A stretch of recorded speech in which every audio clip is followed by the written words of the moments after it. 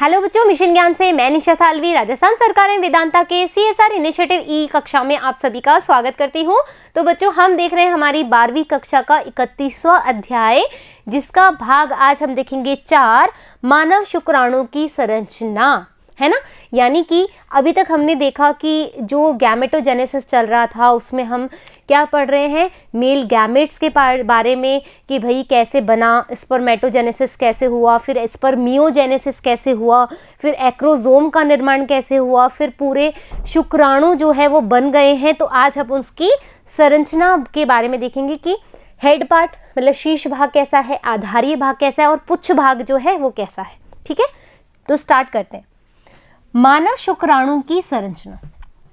ठीक है, मानव का जो शुक्राणु है उसकी संरचना की हम बात करते हैं। लैंगिक प्रजनन के दौरान, यानी कि जो सेक्सुअल रिप्रोडक्शन हो रहा है उस दौरान क्या हो रहा है, अंडे को सक्रिय करने के लिए या गुणसूत्रों को अगुणित समुच्चय प्रदान करने के लिए नर युग्मक अथवा शुक्राणु अत्यधिक विशिष्ट कोशिका है।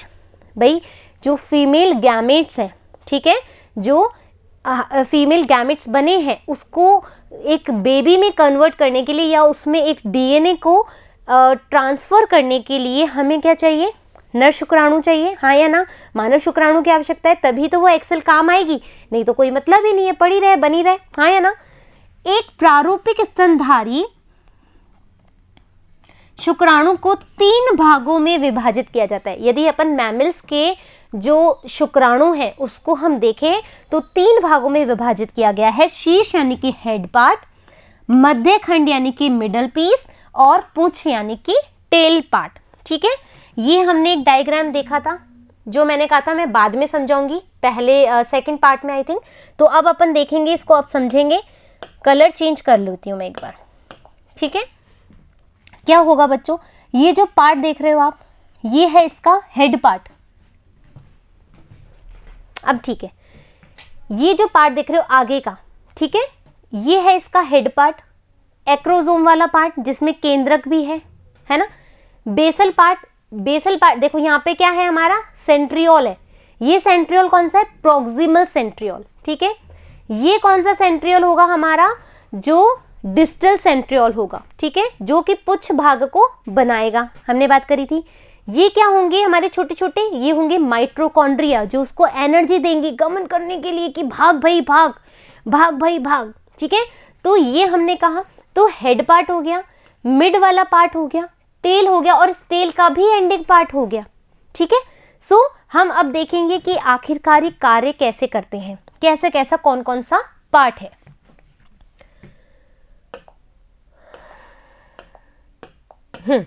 शीर्ष भाग यानी कि हेड पार्ट के बारे में हम पढ़ रहे हैं। ठीक है, उसके शीर्ष भाग के बारे में।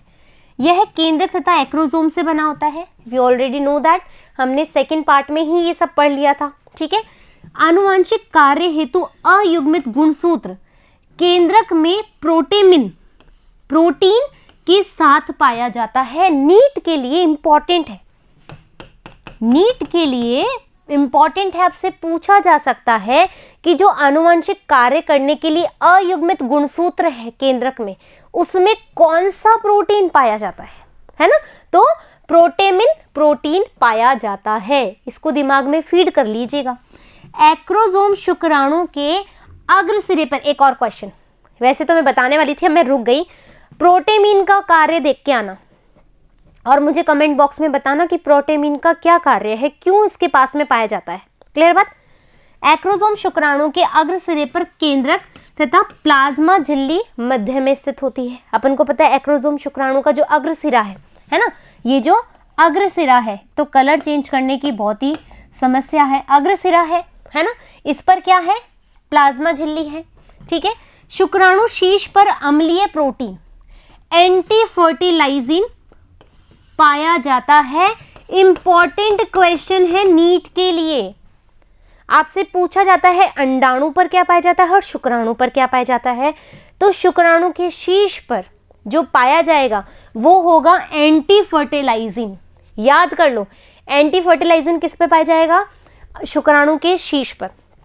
शुक्राणु के शीर्ष पर अम्लीय प्रोटीन है, एंटी फर्टिलाइजिन है, कौन सा प्रोटीन है? एंटी फर्टिलाइजिन, अम्लीय है ये कहाँ पाया जाएगा? शुक्राणु के शीर्ष पर। अंदर स्पर्मलाइजिन, ठीक है, स्पर्मलाइजिन हार्मोन पाए जाएंगे, एंजाइम पाए जाएंगे। कौन कौन से एंजाइम? हाइल्यूरोनिडेज, ठीक है, हाइल्यूरोनिडेज, हाइल्यूरोनिडेज, नाम बोलने में थोड़ा अटपटा है लेकिन इंपॉर्टेंट है, हाइल्यूरोनिडेज, ठीक है, ये एंजाइम पाया जाएगा है। और कैटेफिन नाम का एंजाइम पाया जाता है। नीट के लिए इंपॉर्टेंट है बच्चों। तो अपन ने इस स्लाइड में 3 चीजें देख ली है नीट के लिए। कौन सा केंद्रक के साथ में प्रोटीन पाया जाता है, क्यों पाया जाता है ये आप मुझे बताएंगे। फिर हमने बोला शुक्राणु के शीर्ष पर कौन सा प्रोटीन पाया जाता है। फिर हमने देखा कौन से एंजाइम पाए जाते हैं, ठीक है। नेक्स्ट आगे बढ़ते हैं। मध्यखंड, अब हम देखेंगे मध्यखंड, ये वाला मध्यखंड शीर्ष भाग से ग्रीवा से जुड़ा रहता है, ठीक है। ग्रीवा यानी कि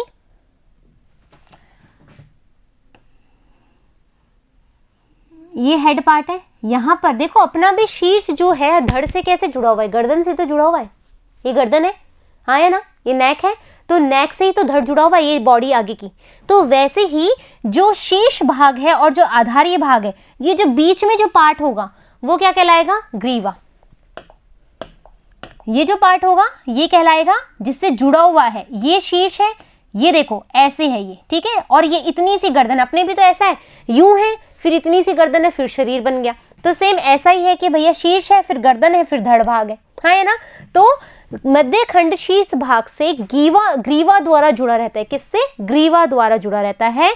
ग्रीवा में 2 तारक केंद्र समान, ठीक है। ग्रीवा में 2 तारक केंद्र समान लेकिन अलग अलग कार्य करने वाले होते हैं। इसमें जो तारक केंद्र हैं वो समान तो होते हैं लेकिन उनके कार्य अलग अलग होते हैं। समीपस्थ तारक केंद्र निषेचन के बाद में क्या कार्य है ये देख लो, इंपॉर्टेंट है, फाइन। समीपस्थ तारक केंद्र जो पास में है, प्रोक्सिमल, ठीक है। निषेचन के बाद माइटोटिक तक जो तर्कु बनते हैं, ठीक है, जो माइटोटिक स्पिंडल फाइबर बनते हैं उसके निर्माण में सहायक होता है, ठीक है। ये मुख्य अक्ष से लंबवत स्थित होता है, पहले ही बता चुकी हूं।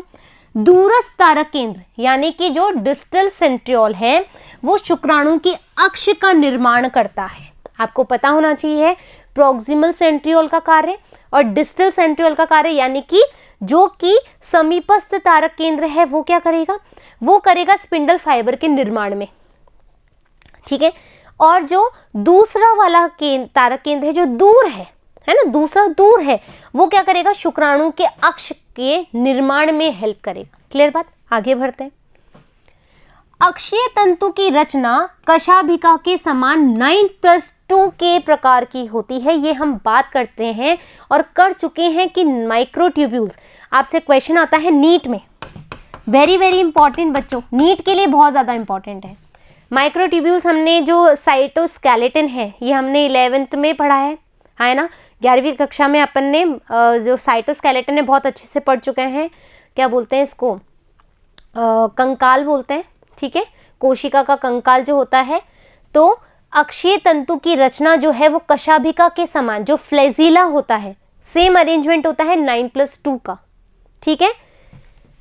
दूरस्थ तारक केंद्र आधार काय का कार्य भी करती है, जो बेसल बॉडी है वहां पर प्रेजेंट होता है दूरस्थ वाला, मैंने बताया था। मध्य खंड से तंतु चारों तरफ माइटोकॉन्ड्रिया द्वारा घिरे रहते हैं। जो मध्य वाले तंतु, ये देखो, ये जो तंतु है ये माइटोकॉन्ड्रिया से, एक तो कलर चेंज याद ही नहीं रहता, तुम लोग भी बोलते नहीं हो।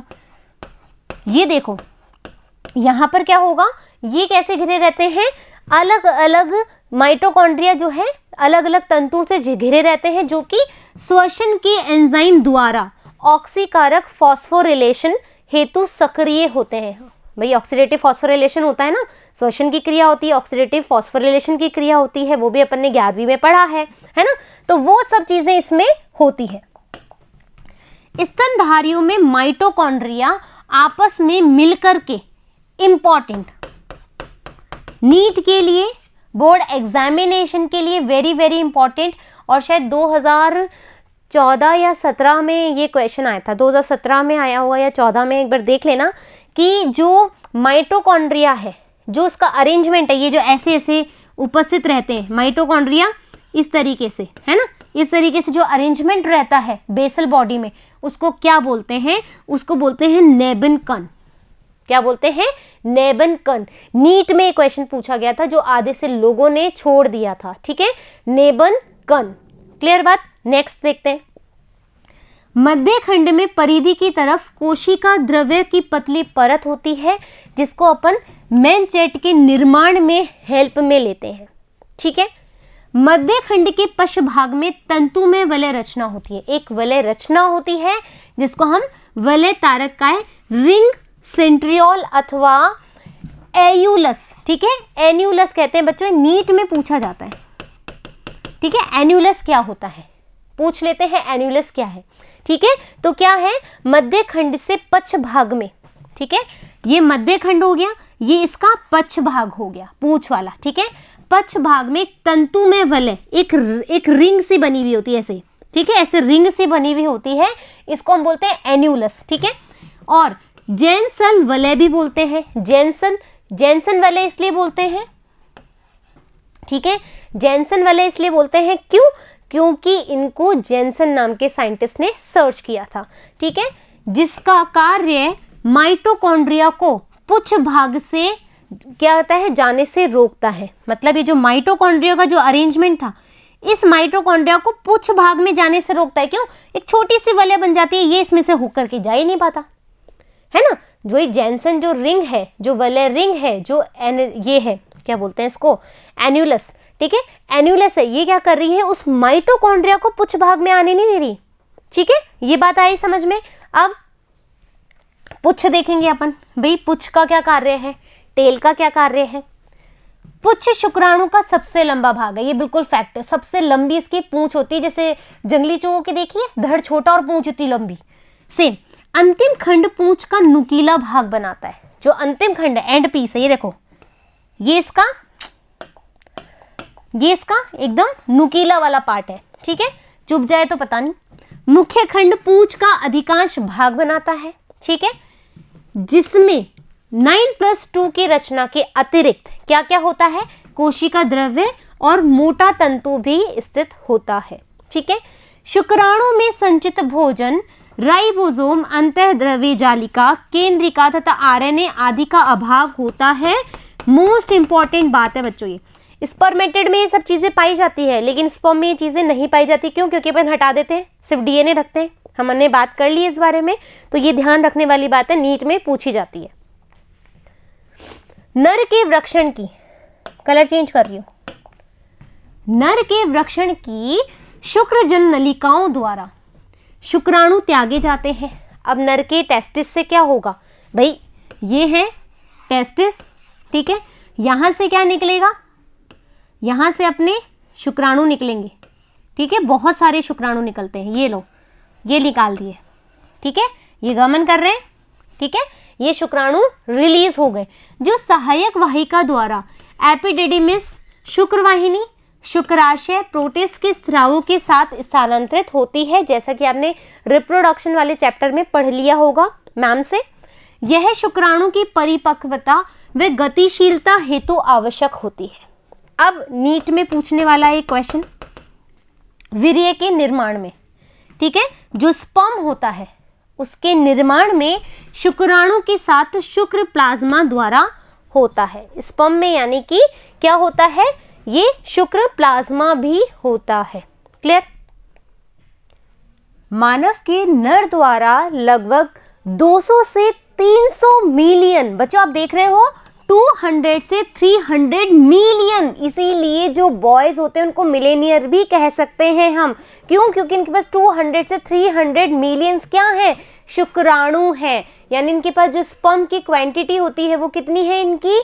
200 से 300 मिलियन तक शुक्राणु एक बार में त्यागे जाते हैं, ठीक है, जिनमें से अब मतलब त्यागे तो कितने जाते हैं? 200 से 300, है ना, लेकिन उनमें भी केवल 60%, ये आपको नीट के लिए इंपॉर्टेंट है बच्चों, ठीक है, और बोर्ड के एग्जाम के लिए भी। आपसे पूछा जा सकता है कि केवल कितने प्रतिशत जो है वो सामान्य आकार और साइज के व कितने प्रतिशत तीव्र गतिशीलता के होने चाहिए। क्या मतलब हुआ इस लाइन का? इस लाइन का मतलब ये हुआ कि हमें ये देखना है कि जो स्पर्म है, बहुत सारे स्पर्म्स हैं भाई, 200 से 300 मिलियन स्पर्म्स हैं, लेकिन कौन से स्पर्म जो हैं जो अच्छी क्वालिटी के हैं, है ना। तो कितने हैं? 60% जिनका आकार, तो हमें क्या देखना है कि भैया उसकी जो शेप एंड साइज है ना, शेप एंड साइज है वो कैसी है, कितनी बार पे 60% पे, और 40% पे अपन को क्या देखना है कि वो कितनी जल्दी मूव कर सकते हैं और कितनी जल्दी जो जोना पेलिस्यूडा है उसको भेद सकते हैं। ये चीज हमें देखनी होगी एक स्पर्म के अंदर। क्लियर बात? यह क्रिया वृक्षणी हार्मोन एंड्रोजन, हमको ये भी ध्यान रखना है, नीट के लिए इंपॉर्टेंट है, पूछा जाता है कि इस क्रिया के लिए कौन सा हार्मोन जो है वो इंपॉर्टेंट है, तो वृक्षणी हार्मोन एंड्रोजन के द्वारा ये संपन्न होता है। नर एवं मादा जनन कोशिका, ठीक है, नर एवं मादा जनन कोशिकाओं में होने वाली युग्मक जनन क्रिया, नर में निर्मित चारों युग्मक शुक्राणु क्रियाशील होते हैं, यानी कि 4 स्पर्मेटिड जो होते हैं, और किंतु मादा में केवल एक, मादा में केवल एक रहेगा। मादा में क्या रहेगा? केवल एक युग्मक, अर्थात एक अंडाणु ही विकसित होता है। अपन ने स्पर्मेटिड कितने बनाए थे? 4 बनाए थे, हाँ या ना। तो चारों स्पर्मेटिड से फिर स्पर्म बनाए हमने, लेकिन जब हम मादा के बारे में बात करेंगे, मादा युग्मक के बारे में बात करेंगे, तो सिर्फ एक ही क्रियाशील होगा। क्लियर बात? नेक्स्ट चलते हैं अपन। तो इस तरीके से क्या हुआ, अपना ये जो टॉपिक है, ठीक है, ये जो टॉपिक है वो फिनिश हो गया है। आज अपन ने देख लिया कि किस तरीके से जो नर है उसका जो शुक्राणु है उसका कैसा आकार होना चाहिए, क्यों आकार ऐसा होना चाहिए, वो सब चीज़ें हमने देख ली। मैंने आपको नीट के लिए भी इम्पॉर्टेंट चीज़ें बता दी है। तो आपका क्या कार्य है, आपको इसको नोट करना है अच्छे से, अपनी कॉपी नोट्स में सारे नोट्स बना लेने हैं, साथ के साथ 5 ईयर के क्वेश्चन देखते रहने हैं। मुझे आपके कोई भी आंसर जरूर मिल रहे हैं, ठीक है, मैं ये नहीं कह रही कि आपके आंसर नहीं आ रहे, मेरे पास आंसर आ रहे हैं, नो डाउट, बट एक्टिव जो होना चाहिए ना बच्चा, एक एक्टिवली जो क्वेश्चंस आस्क करता है कि मैम इसका क्या होगा, या ये क्वेश्चन मैम हमने 5 ईयर पेपर में देखा, आप हमें इसका आंसर बताओ, या हमें ये चीज़ समझ में नहीं आई। मतलब ये अच्छा है कि ये सब चीज़ें आपको समझ में आ रही है, बट पर्सनली भी तो कुछ सर्च करो समझने के लिए, तभी तो हम आगे जा कर के क्या कर पाएंगे, उस चीज़ को और अच्छे से निखार पाएंगे, हाँ या ना। तो आपको क्या करना है, ऐसी चीज़ों को और ज़्यादा फोकस करना है जो आपके एग्जाम के लिए बहुत ज़्यादा इम्पॉर्टेंट है, महत्वपूर्ण है। तो फिर मिलेंगे जल्द ही एक नए पार्ट के साथ, जब तक धन्यवाद।